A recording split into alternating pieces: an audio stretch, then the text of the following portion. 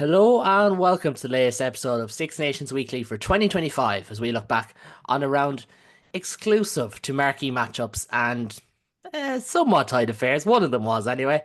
With me to reflect on wins for Ireland, for Italy, for France, and for Ireland, Italy, and for England. I got that one wrong off the bat. And for the Ireland under 20s.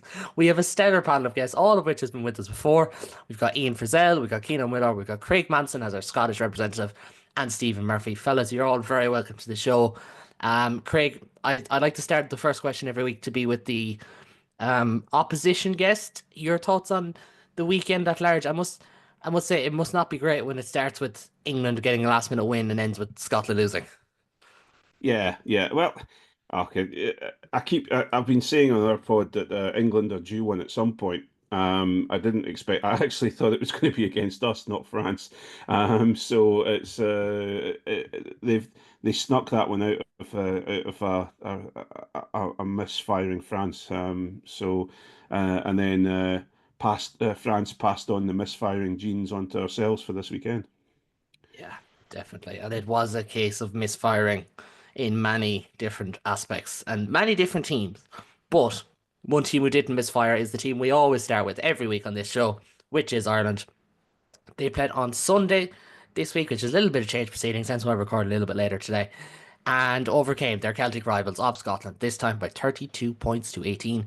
Stephen, I'll start with yourself. It's 5 wins in the bounce for Ireland. It's, I think, 11 wins in their last 12 Six Nations games. You really just can't ask for any more.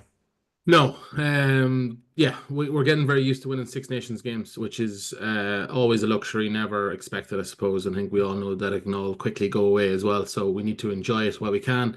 But I thought today, yeah, we saw the difference between like a good team and a great team. I think that's what really separated themselves today, in my opinion, anyway. The first half, for example, bar the last 3 minutes, was kind of as dominating as I've seen an Irish team over a Scottish team, not necessarily on the scoreboard, but just kind of shut them down physically and imposed their kind of will on Scotland and made Scotland look bang average at times. And people are making a lot of this weathering the Scottish storm after half time, but 6 points was amassed in that storm, so it was far from stormy Owen. It was more of a bit of a breeze and a tad bit of rain in terms of storm analogies, but. Yeah, it was. Look, was it a perfect Irish performance? No. Did it have to be? No. This is a very well drilled and patient Irish team. They rarely, if ever, panic, and they seem to be very good at solving any puzzle that's thrown at them. And they're led by, I know we'll get to a couple of standard performances, but they're led by some very senior, experienced and talented players, and they shone today, which we'll get to, I'm sure. But yeah, always good to get a win. I always enjoy the Scottish games. Flower Scotland in Edinburgh will never get old. Don't care who you are. That still is hand or hair standing up on your arm or your neck. It's always a good game to prep for and to get up for. But Scotland just didn't really show up today, unfortunately. No, and it has been a case that's just been all too common for Scotland at this stage. Like it is 11 wins on the bounce for Ireland, but even if you say, well, fair enough, they probably should have won five or six of those at a canter anyway, which I think is true. Like, and you allow for the two injuries today, and we do wish the best to Darcy Graham and to Finn Russell after their nasty HIA collisions. But Craig, even saying all that, and you use the word expected, it was an off day from Scotland, and it actually feels like one of the more hollow losses to Ireland in recent years because this Irish team was gettable. This was that Murrayfield crowd that were absolutely baying for it. But after 20 minutes, it just felt like the same old story. Yeah. I think what I would say is that I don't actually think it's this game has shown Ireland in a fantastic, wonderful look how well they did sort of light. I think basically Scotland absolutely and utterly gave Ireland that. And I think it's on my side of things, obviously the injuries were a problem because you've got two of the most electric players on the park now going off, and they are two of the most. Well, Darcy showed last week. Okay, it was against Italy, but we keep saying okay, it's against Italy, but actually Italy are a fairly. We'll maybe talk about this further down the line when we talk about another country's game with Italy. But Italy are a fairly strong side nowadays, and Darcy Graham can produce something amazing out of nothing.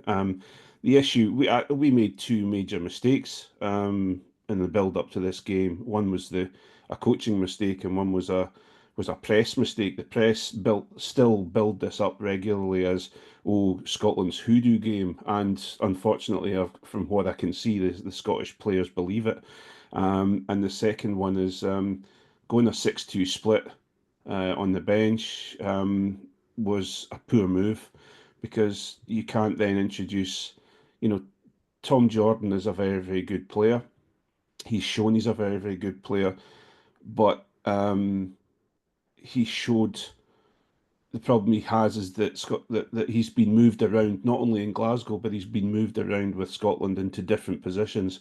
So to put a journeyman into somewhere where we need someone to control a game incredibly well, because Finn Russell's going to, we don't have anyone who stands behind Finn Russell to the level of Finn Russell at this moment in time. And we should have maybe have had Ben Healy on the bench or someone like that, who can come on and actually settle the ship and say, right, okay, I'm going to kick precisely because again, we know that's what we get from Ben Healy is pretty good kicking work, and control the game rather than it just seemed to be panicked all the time. And fair play, Ireland. Ireland know how to push the buttons and to bring to push you and defend against you so that you do panic. So Ireland have had a good game, but it's just as you say, it's hollow because we all want a really, really close game. We want it to be a battle. We want it to be fun. We want some pieces of magic. We only really got one piece of magic, and that was Duhan's finish. I'm only talking about Scotland here. Was Duhan's finish in the corner. So yeah. I'm feeling pretty hollow about it, as you've said, because it was just a nothingness, and I'm really disappointed with it all. Yeah, no, and that's completely understandable. I think the control thing is massive because when Ireland are at their best, and I do agree, this is not Ireland at their best. I don't think this is a great performance. I think it was a good performance where they were deserving of the bonus point, they were deserving of the Oh yeah, victory. yeah. But is this Ireland 2023? It's not. And I think that's where it kind of, from a Scottish perspective, that's why I thought this was going to be a nip and tuck game that was going to go down to the wire because I felt like Scotland are a better team than they were 2 years ago. Ireland are not. But yet, this was a kind of the same kind of game we've seen as maybe 2022 was probably the best example. Ireland get out the gates, it's game over, and then it's just kind of back and forth and so on. But I think control, just to touch on that point, like we mentioned Tom Jordan in the preview, he is a very good player. But when you're looking around in that back line, no Cione, no Finn Russell after 20 minutes, no Darcy Graham. I think the only one, and I mean this with the greatest respect to the players, the only one who I feel put their hand up and said, right, I'm going to control this thing in any capacity was Blair Kinghorn, who I think was actually probably one of Scotland's best players in the afternoon. I thought he had a very good battle with Hugo Keenan.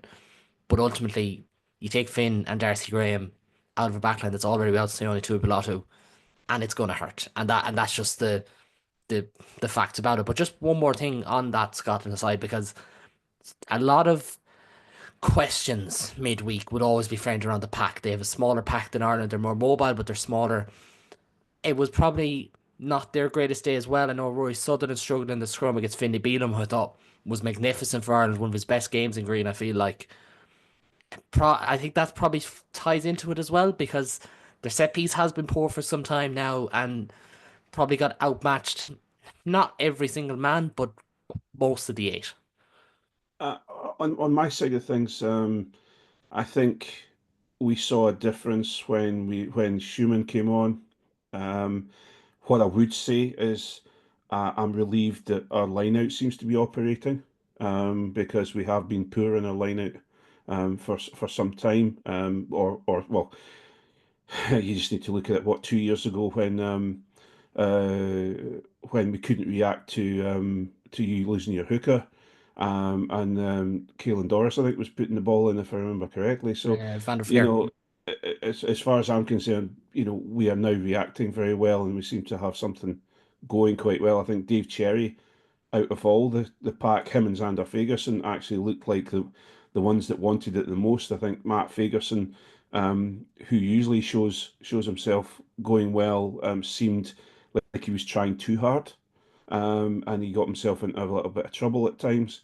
I also I think Jamie Ritchie came on and made a couple of very, very good interventions while he was on. But yeah, and I have to say this because I get a lot of crap about talking about the old Australian, but Jack Dempsey, does give a lot of go forward for our pack and does quite well for us. So yes, but I thought our scrum would be on par, if not a touch stronger than Ireland's pack the scrummage, and I thought our scrummage was poor today. So yeah, I can say you're fair when it comes to saying that they were poor, but I have to pluck a little bit of positiveness out of the doom and say that our line out is operating finally. Whether it's the whether it's the new regulations or not that have come in, but certainly I found that worked well. Yeah. Yeah. And I think, I just pulled up the stats here because I realized I hadn't sent it on to you and I have now sent it. But like Blair Kinghorn topped the team in carries, that makes sense. It felt like he was on the ball a lot. Jack Dempsey was second with 15. He was quite busy. The other side of the ball, though, and this really jumps out to me. First in tackles, Rory Darrish 17. No surprise. Rory Darrish is Mm, mm. a potential line in waiting. There's another conversation to be had another day about the who's going to be the open sides for the Lions because there's about five great choices. But second was Jack Dempsey and Stafford McDowell with 8. And you do wonder, is that Ireland just moving them around and constantly having to be on your feet and different people making a load of tackles, or is it just guys just not being there, not being up off their feet, not having that awareness? Fitness was the word we heard about England all week. It's never usually true when people say fitness. It's usually a bunch of other factors. But we might discuss Scotland. We will have loads of times to discuss Scotland in the next few weeks because they got England and they got France to come, and they have that game against Wales. Who there is a bit of a hoodoo there, even if they've kind of broken it. Um, Craig, Can I yeah, say go on. just one last thing? And where one thing that I noticed and I mentioned, and this sounds really unpatriotic of me, but I will say this: Blair Kinghorn today, I agree with you saying that Blair Kinghorn stood out as doing, seemed to be wanting to move forward, wanting to be on the ball regularly. But what he seemed to be someone now who's so used to playing with a team that are full of amazing rugby players. He seemed to have been lost. The ball would come to him, he would try something, and there'd be no one else there to support him, or no one beside him, or no one there to clear out. And it just made me go, you know what? If we'd taken Toulouse and brought them to Scotland, and we've been checking to see if most of the Toulouse players have Scottish grannies, but we could, if we put them in place, we probably would have had a closer score, and that's the worrying point for me. No, and that's all understandable concerns as well. I'm not saying like, you know, do check the passports of Toulouse players. I fully recommend that for everyone because Toulouse, I actually think, would be mid-table in the Six Nations. I think Toulouse are better than France, if I'm being Yeah, quite honest with you. yeah, yeah. But again, we won't get into club form. I said that at the weekend. This isn't the Champions Cup podcast yet. Ian, I'm going to bring you in here because as much as we can talk about Scotland, and we could get an hour out of Scotland, this was very much a collective team performance from Ireland. Probably one of their better ones in a while. But even saying that, who was it that impressed you and kind of, when it comes to Ireland? Today, I think mostly our pack. I thought forwards were very much playing with each other, as opposed to maybe some other times you see some people stepping out. They just seem to hunt in a pack. They didn't give Scotland any time on the ball at the breakdown. Breakdown actually I thought was a bit of a mess at times. Um, but the intensity that we had, we forced error after error, and yeah, the pack from 1 to 8 really impressed me today. I thought James Ryan had probably his best game in a year and a half. Um, I thought the front row performed very, very well. I thought Kelleher was an absolute terrier at the breakdown, and him and Van der Fleer from a a defensive point of view, I thought they were fantastic. So they were all good. Obviously, it'll get discussed again, I'm sure, for the next few weeks.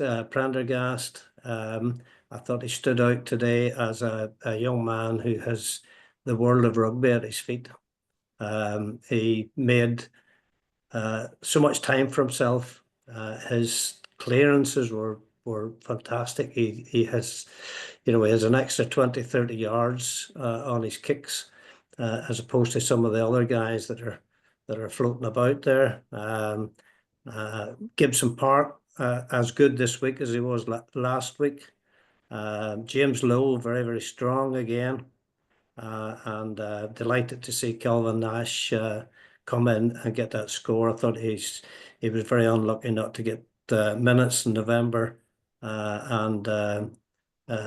Yeah, sometimes from an Ireland point of view, it takes somebody getting injured for you to get a chance, and I thought he took his chance today very well. Yeah, and can't disagree with any of those. And look, people will see, an Ulster fan, a Connacht fan, a Munster fan. They'll think, "Oh, these lads are going to say Prendergast didn't play well." He did. He was really, really good. I thought himself. I thought Doris was excellent. I feel like we say this every time, and probably the only criticism we can have of Caelan Doris is he looks 10 out of 10 every time he plays Scotland, Wales, England. It's just every once in a while he gets to France or South Africa. He hasn't been at that level, but that's because they can afford to target him. That's the only difference there. He was brilliant. I thought look, my player ratings, I may have had Tyburn a little low, but he was very good as well. And then I did think Finlay Beaton was brilliant. I had concerns about him in the scrum. I thought Sutherland still had it in him to be a nightmare because Roy Sutherland has always been a good scrummager, but Beaton was superb. He really was. Guys, I didn't get the hype over Sutherland. We had him at Ulster for a year, a couple of seasons ago, and he did not impress me at all. And I was very surprised to see him starting today. I I can think that was a understand direct he's maybe a move. bit more mobile than Schumann, but he did not add to the Scottish pack whatsoever today. I feel like that was a retaliation, maybe keep Schumann in the reserve, likewise with Ireland's bench, because he was probably the one person that Scottish pack you could rely on for that bit of impetus. And to be fair, I think Pierre Schumann was really good off the bench. If He nothing else, was. that audacious sidestep to get away from Cian Healy, sidestep and dummy, like phenomenal. I know they'll be shouting shoe in the hive for years to come just on that alone, but Cian, I'm going to bring you in here because, look, we can talk about who played well, we can talk about how Ireland won it, but it's pretty straightforward. As always, Ireland's defence was really, really sharp. They were efficient. I mentioned this before the game. Efficiency was going to be massive. These were two teams who typically the defence would stand up and it would be, very low scoring at times, especially last year. Not as much this year. What was it? 6 tries in the end? Seven try game, maybe. I'm not 100% sure on that one. But and I'm going to drop the S word. All right, just be prepared. I'm going to drop the S word. Wins a win. The slam is still on, but I think the biggest positive is Ireland still have so much to work on. Like that's not a bad thing. Yeah, geez, I thought the S word was going to be soccer there for a second. Super Bowl. Yeah, no, it's a fantastic position to be in, to have won the first two games in the Six Nations and still have lots of room to improve. Like there's no ceiling haven't been hit yet in these performances. Yeah, I ran the rule over this and a couple of things. I mean, some of them are probably more nitpicky than others, but I'll get to the big one at the end. Breakdown discipline was an issue. We conceded 11 penalties. I think eight of them were defensive penalties. Um, most of them at the breakdown kind of gave Scotland an in to maintain pressure and kind of get points that they did get from kicking opportunities. And a good example would be Robbie Henshaw's misjudged rush out in defence, leading to an offside penalty in the 46th minute, which gave Scotland an easy three. So you're going to need to pare down on those. Defensive lapses in transition play. Scotland broke a total of 25 tackle breaks. Only managed 4 line breaks compared to Ireland's 6. So Scotland, good ability to beat defenders. That back line is absolutely electric. So Ireland's scramble mostly worked there, contained the tackle breaks, and stopped them developing. But France, for example, would be a completely different story to that. Like if you give Bip Bip a sniff, he'll be away, and he's not the only one. Good example of that is 48th minute, Kinghorn burst into Ireland's 22 after a defensive misread, and Gibson Park had to scramble across. So that worked this time. It might not down the line. Handling under pressure needs to improve. With 10 bad passes in that game, it's an improvement from the England game, which was 16 bad passes. But 10 bad passes is still too much. Example of that, 51st minute, poor offload attempt from Calvin Nash gave Scotland a turnover deep in their own half, which killed off a fairly promising attack move. Kicking strategy was effective, but not flawless. We did go with a heavy kick strategy in this game, and it did work for the most part. Prendergast had 11 kicks, varied them pretty well. Definitely improved from the overall performance against England, but there were a few misjudged kicks that definitely gave Scotland counter-attack opportunities. Good example, 64th minute. One of his he did a chip kick, which was way too shallow, and gave Scotland a really good opportunity to counter. The big one though, the big one is the one we've been talking about for a year plus at this stage, the fucking line out. We won 6 out of 10 lineouts in this game after, I mean, we knew the 100% last week was very much due to England gave us the line out completely by having one jumper, and Scotland absolutely did not. They had 13 from 14, so defensive line out wasn't good enough, and our own possession line out wasn't good enough. Losing 4 of them, 4 of 6, 60% return, absolutely not good enough. Honestly, I'm glad this didn't come back to bite us more than it did, because you cannot give 40% of your lineouts away. Did manage to secure a crucial one in the 54th minute for James Lowe's try. And our scrummaging was mostly good. We conceded 1 in the 40th minute, which cost us, which is a really good example of why you need to nail your set piece. But yeah, discipline needs some work. Handling skills need to keep improving. We need to tighten that defensive structure a bit more on transition plays. But again, it's the line out. It's the line out. It's the line out. Yeah, line out is a big one. And look, like we'll have all sorts of rugby fans listening into this week, especially after an Irish win, from the more casuals to the more hardcore. And I know we all do rugby podcasts. We're all very much hardcore, and I think we'd all agree as well when it comes to line out. It's not a one man thing. Ronan Keller's throwing has been up and down, and he'll admit that himself in years gone by. But it's scheme, it's coaching, it's so much different things, and like it is disappointing that we're still having this conversation, because I think we first started flagging these conversations on Ireland's Grand Slam run in 2023. The lineup was not perfect at the time. It was good enough to be a platform, but it wasn't perfect. And that's the frustrating part. That goes down to Paul O'Connell, to Simon Easterby, to the line-out callers, be it Byrne or Ryan. I'm actually not sure. I think they mix it up. I think they kind of share the load when they play together. O'Mahony, Sheehan, Kelleher. But it's something that has to be looked at. You can't. My belief is that the scrum is being depowered as rugby goes on, and the lineouts being is the main focus point. And look, maybe we can just do what Piotr Mavaka did. And on that note, we will move on to England France. But just quickly, a little quick message for those at home: if you do like what you see or hear, please do subscribe. As I've said before, we will have guests from competing nations on every single Six Nations show that we do this year. We'll cover all 15 senior men's games, all 5 of the Ireland under 20 games, all of the women's Six Nations as well. So please do subscribe if you're enjoying it. Leave a review, it makes a difference as well. But on that note, as I said, we're going to move on to Le Crunch, to England against France. Finn Smith inspiring England on his first start in white to a last gasp victory over a French side who flashed to deceive. Cian, I'm going to start with you. And I'm sorry, this is a softball question, but how good was this ending to this game? Well, to pardon my French, what a fucking match. It was an absolute Oui. banger. Like instant classic drama, roller coaster. Like I had a quick look. I tried to map them all out. I think the lead changed 1, 2, 3, 4, 5, 6, 7 times in that game. You just don't get that in international rugby. You don't. No.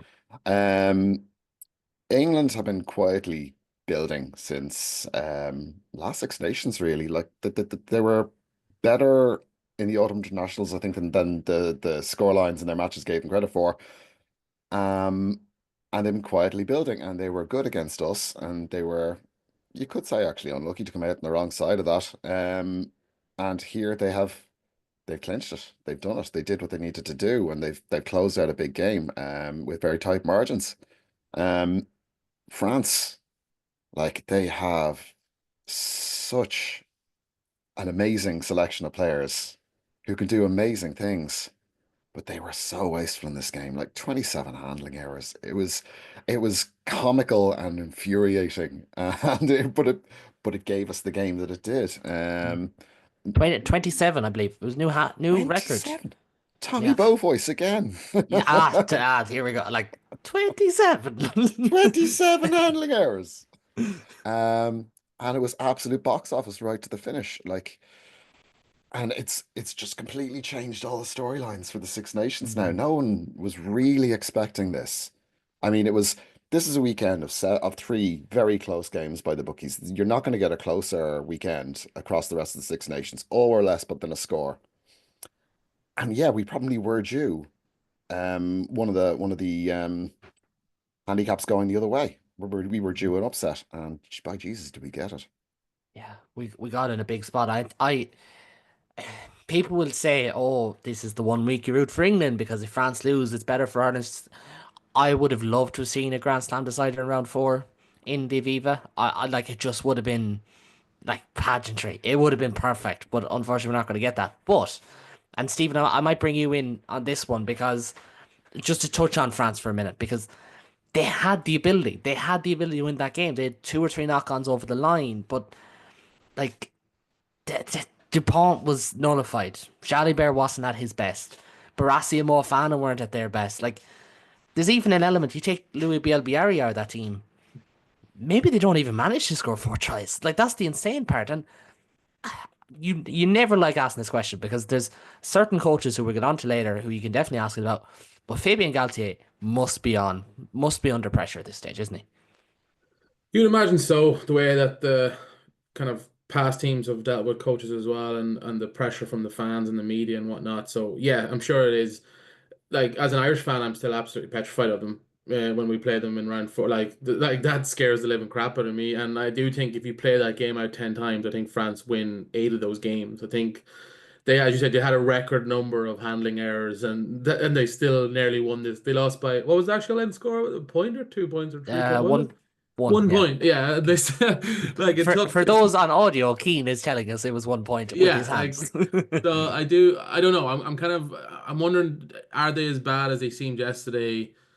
You know, Ntamak obviously is very important to this team. Is he as important as Dupont? No, Dupont definitely was nullified yesterday, which is, I think, a credit more to English pack, and we saw that last week. That English pack is no joke. I guess in the Irish game, but Galtier, he's been there a good few years now. I think not winning the World Cup or at least getting to a World Cup final, I think that still stings a lot of people, especially a home one. I don't know. I always go to, and you guys probably know more than me, who would you replace him with? Who's out there that would be a good replacement? I know O'Gara immediately, as soon as an opening is mentioned, is immediately in. And he's over in France, so maybe it would be a thing. But like, we could say this now and they could go out and beat us by 20 points in round 4, and would any of us be genuinely surprised by that or like shocked? I wouldn't be shocked by it because they're absolutely terrifying. So it's an interesting one. If you have someone that you can line up as a replacement of because the talent's there, like that oh, I can never pronounce his name properly, sorry, from Carl. Bielbiari. That's the one, the French guy. Just go with Bip Bip. Just go with Bip Bip is much easier, right? He's, and they've produced him now. He's absolutely spectacular. They've a pack again on paper is absolutely terrifying, but for some reason it just hasn't clicked in the last kind of while, and they do kind of flatter to deceive. And again, when you see it on paper, like, how does this team not run away with this nearly every year? Because they're so goddamn talented, and it just isn't clicking. But will they get rid of him? If they lose to Ireland and they maybe come third in the Six Nations or even second, there'll be a lot of people out to get him. That's for sure. Yeah, and Ugo Mola has already sowed the seeds of conflict when he's discussed this team and basically said, how do you not go and win every final? That's what Toulouse do. How do you not do these things? Obligatory mention, the last team to beat Toulouse in a final was Munster in 2008. Anyways, moving on.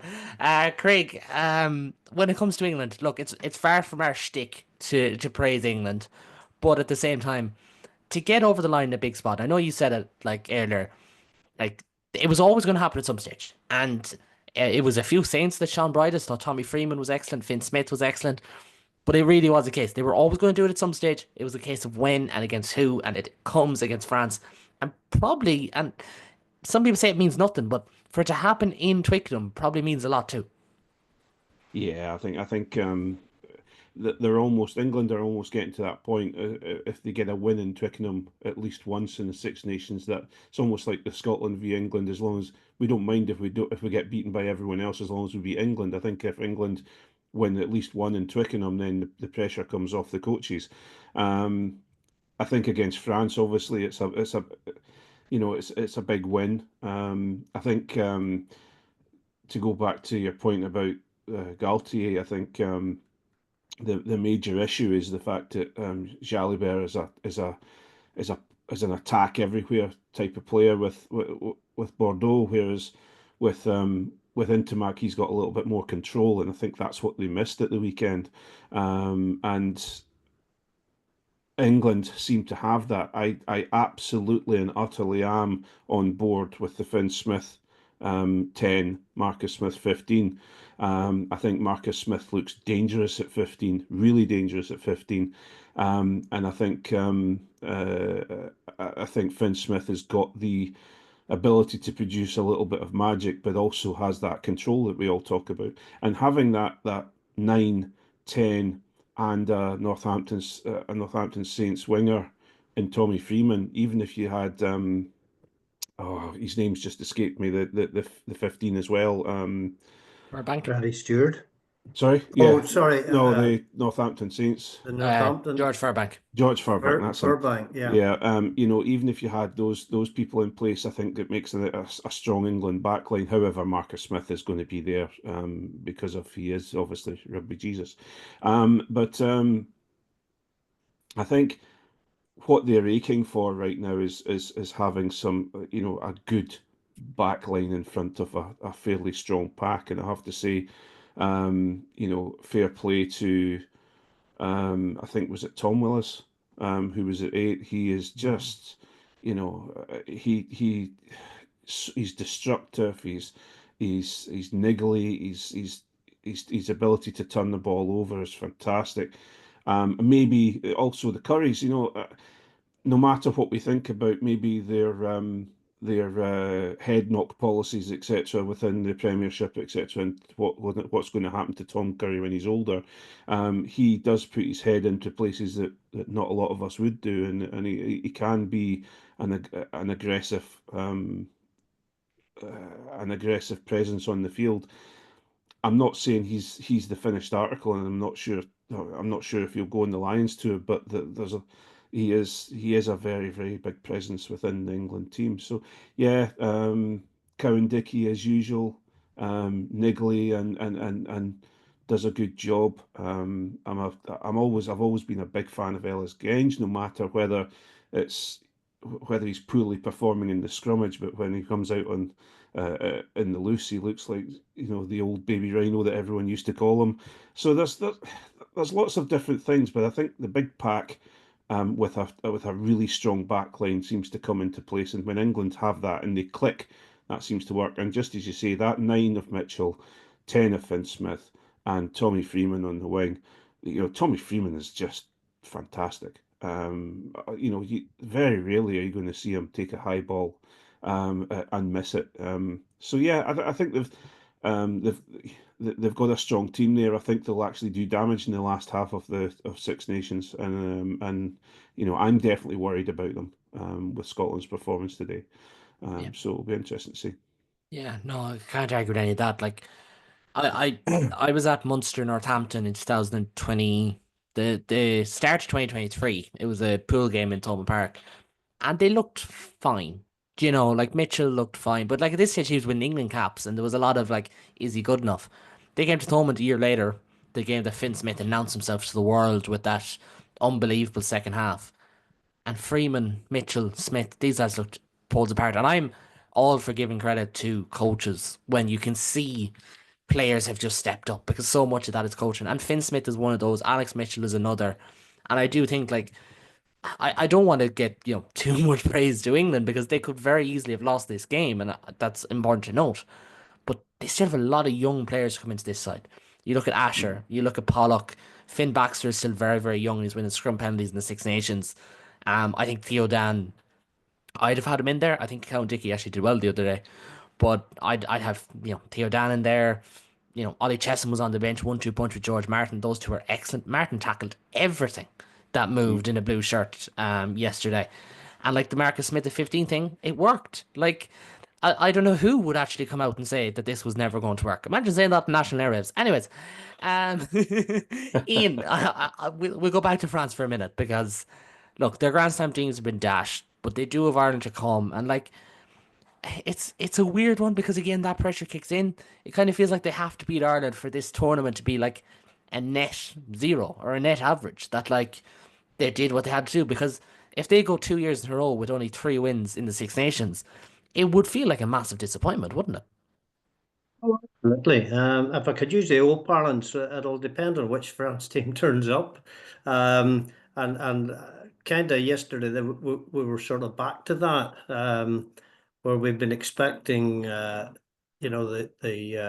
top class performances from them over the past while, and their standard barely dropped. And I just thought yesterday was just incredibly poor from them. And whether that was down to England pressure or what, I'm not 100% sure.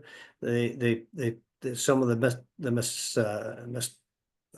mishandling elements of their game was I was even put my head in my hands at times when I was watching it. Thought, some of those where there was no pressure on them.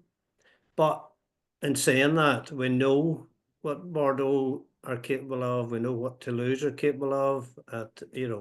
O'Gara's La Rochelle are capable of. So there's no way that you can write them off and think that this is them on a downward spiral. They'll regroup, and they will definitely be up for the game against us. I'm not sure how Galtier will look at his starting 15 for the next game. He may well move Thomas Ramos into number 10. I think Ramos is a better attacking 10 than Jalabert. I thought Jalabert was quite invisible yesterday in that game. It didn't contribute an awful lot. So you might see that. Ntamack will be back for the next game. Did they make a Is he decision back on for that? the next? They haven't, but they will. Yeah, that's what I'd be taking, but like they haven't made a decision. That's fair enough. But yeah, Right. So he's I'd definitely agree. back for the next one. All right. Okay. Yeah, against Um, Italy. Yeah, Italy. Yeah, they play Italy next. So they'll not be as bad again, Kaelan. So No, I'd agree. let's get the fear factor back up to the levels that it would have been. Yeah, And look, I agree with Stephen. It's the fact that they lost yesterday. It's still going to be a Grand Slam decider probably. At the Aviva in a couple of weeks' time. yeah, no. Look, it's still gonna be a huge win. There's no point saying otherwise. I think Italy will rattle them. Italy always get up for that game in Rome. That is their home game that they love. Especially when they've got England after, and they just usually don't go to Twickenham as a rule of thumb. Galen, Speaking, sorry, can I interject? I should have mentioned my point about Galtier. If you replace Galtier with Ronan O'Gara, it's a crime against cool and fashion, and I don't think we can allow Yeah. that as rugby fans. Well, Never going to happen. Never going to happen. They're No, not he's going to way hire too a non. suave. Yeah, No, they're not going to hire a non-French see how good he looks in coach. his Yeah. suit. Never Get going to out, happen. get out of here. I mean, until I see you wear those glasses, I can't believe you when you say it's a crime against fashion. I can tell you, it wouldn't look good. It would not look good. No, wouldn't suit the all-Irish headness. We'll go to Rome next because Italy have made it a remarkable 3 wins in 4 years against Wales. Now, thanks massively to the boot of Tommaso Allen. And Stephen, I will start with you on this one because we have to start with Italy. They were deserving of their victory, but I think what was really good about this, yeah, it wasn't the greatest game, but the manner of the up the jumper, the kick heavy style, like this was an Italy team who were in control. They weren't chasing this game. They weren't the underdogs. This was played on their terms. Yeah, the biggest comment I can give to Italy is they won this like a tier one nation would win a game like this. They kept it incredibly simple. And what I've loved what they've done, and I love what they did last week as well, and actually kept them in the game against Scotland, was they took the 3 points when it's available. And a lot of teams don't do that anymore as much as they should, especially I want to say the weaker teams. I'm not trying not to be insulting to Italy here, but the weaker teams should take these 3 points more often because it keeps you in the game. We saw it last weekend where they tacked on a few points, then they get an intercept, they're under the post, and they're right back in the game against Scotland that they didn't really, have a right to be in to the point as well. They also, what I love about them is they have a real jackal threat and they kick the letter off the ball, but again, that's what top teams do. And when you do that, you get these opportunities where you're winning penalties within that 30, 40 meter radius. And Tommaso Allen is like on fire with the boot. So that's obviously a huge help as well. But they're being incredibly solid around the pitch, but then they still have the Italian flair when that opening try is example, when the opportunity arises, they have the players of real talent to just have that razzle dazzle and strike, and it's a gorgeous try in the Capuzzo in the corner. And you're like, that's always been there, but the really sensible kicking the ball, looking like a tier one nation, the discipline, the jackal threats, that hasn't always been there. And like I put actually a tenner on Wales because I was like, Wales are 2-1 to beat Italy. And like I know they've beaten 3-4 last times, but Italy don't tend to win games Italy should win. But now they actually kind of are. And that's the biggest comment we can give them, I think, going forward is that do I think they'll win a second or third game? Possibly, but I think they're beating teams now that they are better than, and they are better than Wales currently, and they showed that at the weekend, and that's again more than we have said before about Italy. I just hopped onto Rugby Pass to get a bit of context in this game. The kicking, total kicks, was Italy 50, Wales 41. So if you felt like this was a slow, lethargic game, you were correct. It was very kick heavy. I didn't think it was that high. To be fair, tactical stats, all that was okay. I think, I could be wrong, but I think Tommy Allen is 100% off the tee so far in this Six Nations. If not, he's only missed maybe one. I think he may have missed one, but he missed it by the paint of the post. I Yeah, could be like wrong. he's on fire at the moment. Yeah. Paltrello's long range kick was And not was even gorgeous. not even in good conditions. It was No. wet and windy, I think. So yeah, very exactly. impressive. Look, for how many years have we been saying Italy'd be great if they only had an out half? Yeah, And now they do. exactly. Yeah, that's exactly it. And like even just looking there, like to talk about how they control the game on their terms. Wales had only 4 entries in the 22. Now, I do not believe that any analyst who goes onto TV and says this is what Wales are trying to do. No, Wales are not trying to do anything attack. They look like they've just completely forgotten to coach it. But 4 entries is still meager. That is such a mean defense. And Keen, like I don't want to make it a weekly trend where we just finish the senior section by shitting on Wales, but like they look like they're destined for a wooden spoon. They look void of ideas. They look void of shape. And like we could talk about Gatland and so on and so forth, the WRU, but just what we're seeing at the moment is just not the best of what Wales has to offer. Yeah, no, I'll try to keep this on the pitch and I'll try to play the ball and not the man here as much as possible. It's very, very frustrating campaign. I really feel for any Welsh supporters because this is a nightmare. It's a nightmare scenario.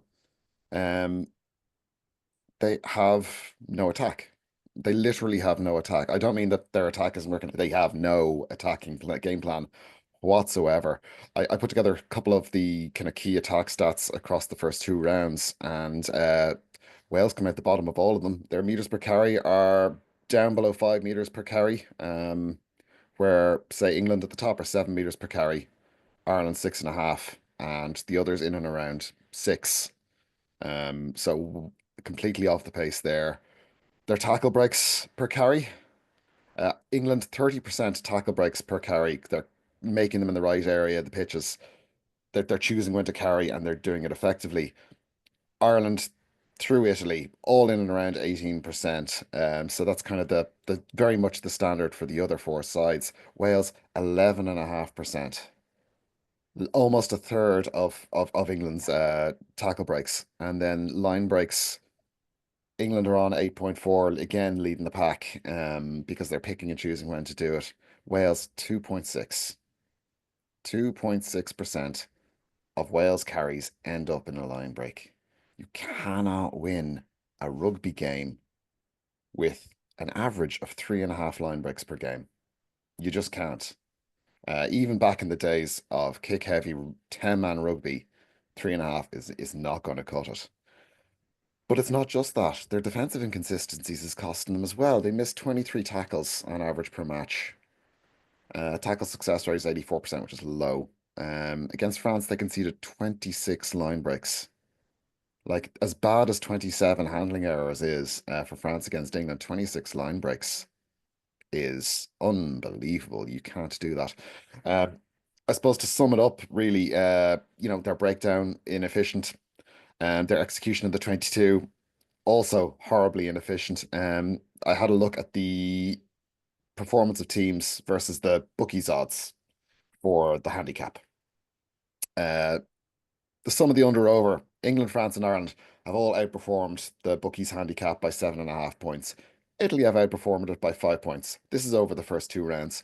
Scotland, unfortunately, have underperformed the handicap by 11.5 points. The Ireland game, unfortunately, is a fair bit of that. Wales are 16 points under the handicap for the first two matches. So despite having quite a low expectation in the markets, they are underperforming that again by a significant amount. And it's hard not to look up the chain of command as to where this is coming from. They have the cattle, they've got good players.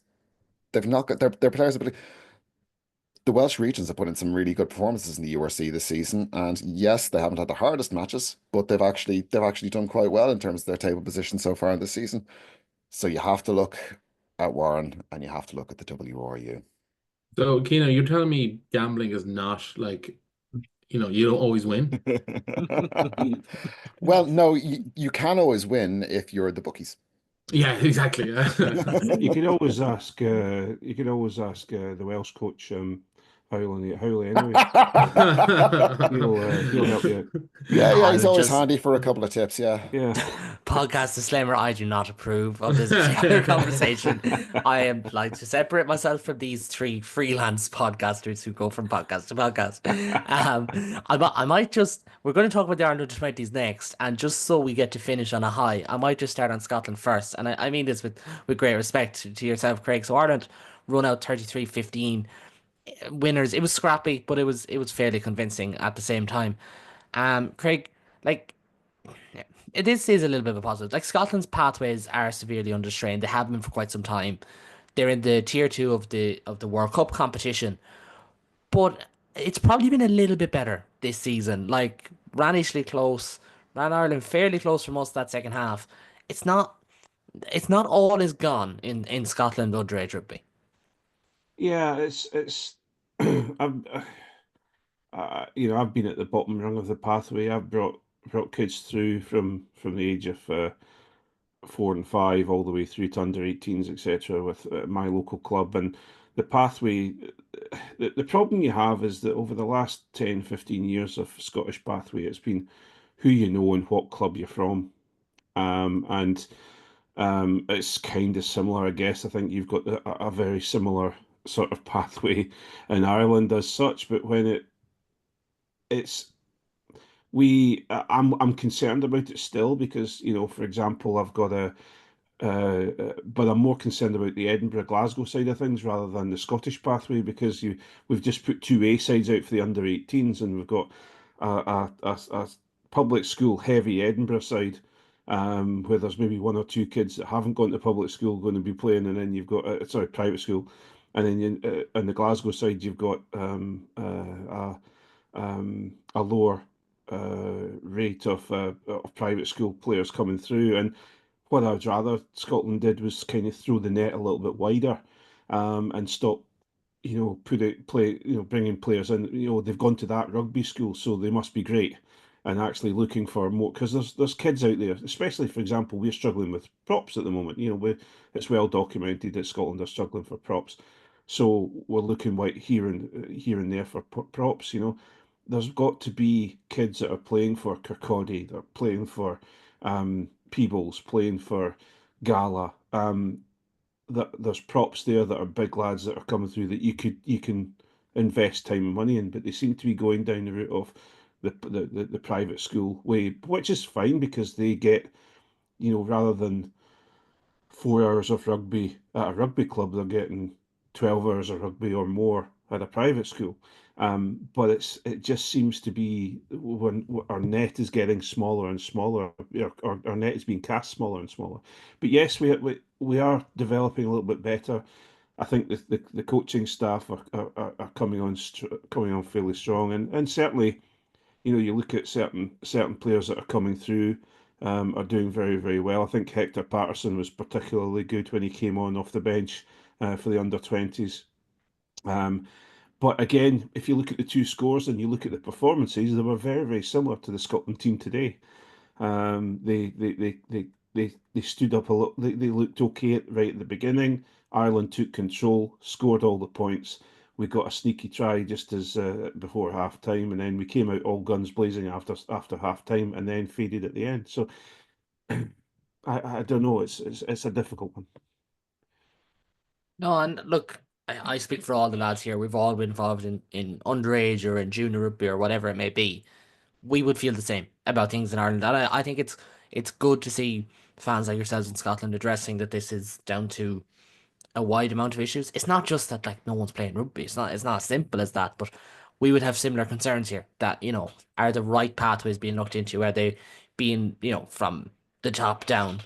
But I did say I want to leave it on a positive, and the under 20s are back to winning ways. And Ian, I'll leave the closing word for the show to you. Like, back to winning ways for Ireland, a much improved showing, and like, yes, this is a game Ireland were expected to win, but you still have to go out and win them. Oh, for sure you do. And I thought first 25-30 minutes of that game, we looked fantastic. Played some super rugby. Some of those young guys are really put their heads above the parapet and put themselves about. But our discipline at times was poor, and that allowed Scotland to get back and get a foothold in the game. So that's something that Duke's going to have to work on with them. We're not as powerful as we have been in previous encounters. Our pack are more effective as a mobile running offloading pack rather than taking teams on face to face. And that at times Scotland were sort of mastering us a wee bit in that. But generally, and to be positive, I think we've one or two classy backs again this year. Maloney got his hat trick in 20 minutes in the first half, and he looked superb. The two centres worked very well together and made a good few line breaks during the game. I thought Green at fullback looked pretty good, and generally the pack performed reasonably well. Few issues when a couple of the replacements came on. We lost a couple of lineouts, but Scotland had some good guys in their pack, some big fellas who disrupted. Young Logan, who's massive. I think it's about 6'5" or something, and 19 stone for a 20-year-old. He's a big lad. He lacks a bit in the skills part of it, but he's powerful enough. And when Scotland got him onto the ball, he did give us a wee bit of trouble. But all in all, better performance than against England. Although you have to say when you see England again winning at the weekend, they've bred them quite big for this season's 20s. some massive guys. It'll be interesting to see. I think Wales had a good performance at the weekend. So I saw a few comments about how well they did. So it'll be interesting to see just how it goes for the next couple of games. But we'll be in there with a shout come the end of it. But be difficult to see England losing. Yeah, no, and that's the reality, but hopefully Ireland can kick on. Just a final word, going back to the Ireland game before we finish up, because it was confirmed since we hit record that Darcy Graham was taken to hospital as a precaution following a head injury. He was subsequently released and diagnosed concussion, but he will be managed in line with return to play protocols. And as we said at the top of the show, we wish him all the best. It was a nasty collision between himself and Finn Russell. The coaches have also said that Finn Russell probably could have come back on. They decided not to risk it, which is also good to say. As I say so many times, we can't, shit on World Rugby for making mistakes and not praise coaches if they're working for the positive side of things as well. But gentlemen, we will leave it at that. So for this evening, my thanks to Ian, to Craig, to Cian, and to Stephen for joining me this evening. As always, if you like what you see here and want to hear us for the busiest 4 weeks of the season, as it's now going to be from here on in, subscribe on all good platforms. My links are down below. We'll be back after the break week to preview Ireland against Wales. But for now, and until next time, take it easy.